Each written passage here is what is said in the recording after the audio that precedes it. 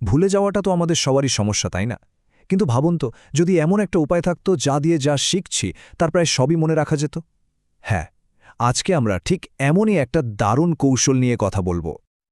আচ্ছা, একটা সহজ প্রশ্ন করা যাক। গতকাল নতুন যা কিছু শেখা হয়েছিল তার ঠিক কতটুকু আজ মনে আছে? উত্তরটা কিন্তু বেশ অবাক করার মতো হতে পারে। বিশ্বাস করা কঠিন, কিন্তু এটাই সত্যি।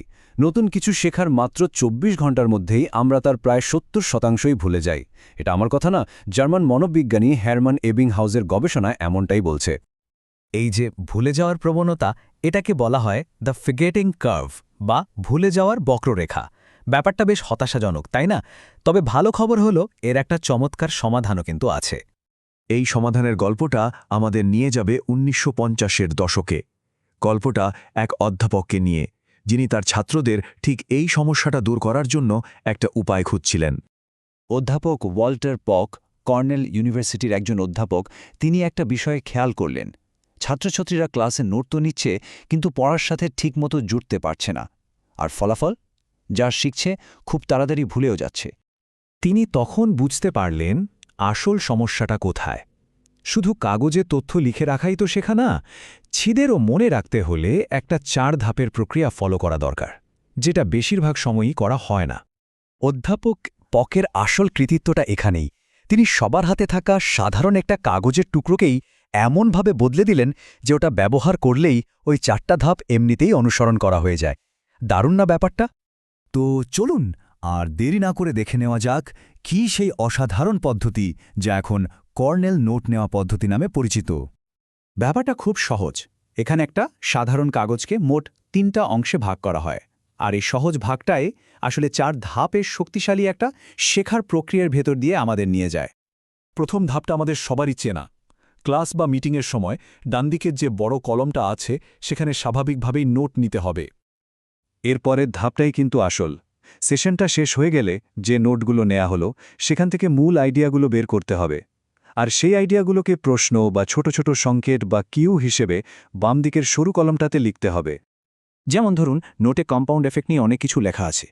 তাহলে বাম দিকের কিউ কলামে প্রশ্ন হতে পারে, কম্পাউন্ড এফেক্টের সূত্রটা কি, বা নোভাক জোকোভিচের র্যাঙ্কিং কিভাবে বদলেছিল।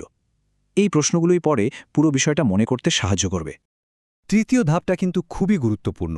এবার ডানদিকের মূল নোটের কলামটা ঢেকে ফেলতে হবে, তারপর শুধু বাম দিকের কিউ বা প্রশ্নগুলো দেখে জোরে জোরে উত্তর দেওয়ার চেষ্টা করতে হবে। এই যে নিজেকে প্রশ্ন করে উত্তর দেওয়া, এটাই আসলে ব্রেনকে তথ্যটা মনে করতে বাধ্য করে আর স্মৃতিকে অনেক বেশি শক্তিশালী করে তোলে।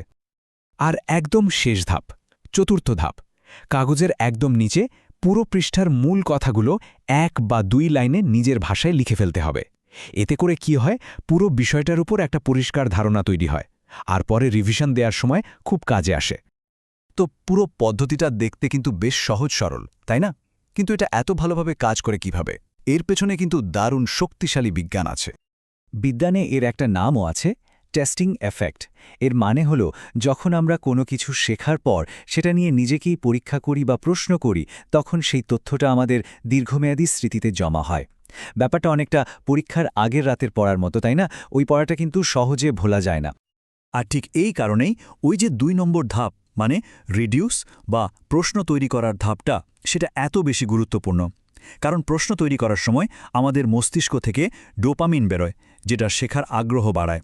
এটা তথ্যকে শর্ট টার্ম মেমোরি থেকে লং টার্ম মেমোরিতে পাঠাতে সাহায্য করে।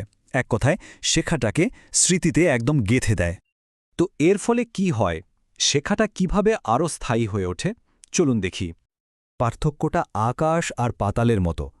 যেখানে সাধারণত আমরা ২৪ ঘন্টায় ৬০ থেকে ৭০% জিনিস ভুলে যাই, সেখানে কার্নেল মেথড ব্যবহার করলে ভুলে যাওয়ার হার কমে মাত্র ১০ থেকে ২০% নেমে আসে। ভাবা যায়? আসলে মূল লক্ষ্যটা শুধু নোট নেওয়া নয়। লক্ষ্য হল নোট নেওয়াটাকে একটা ব্যক্তিগত মনে রাখার টুল বা যন্ত্র হিসাবে তৈরি করা।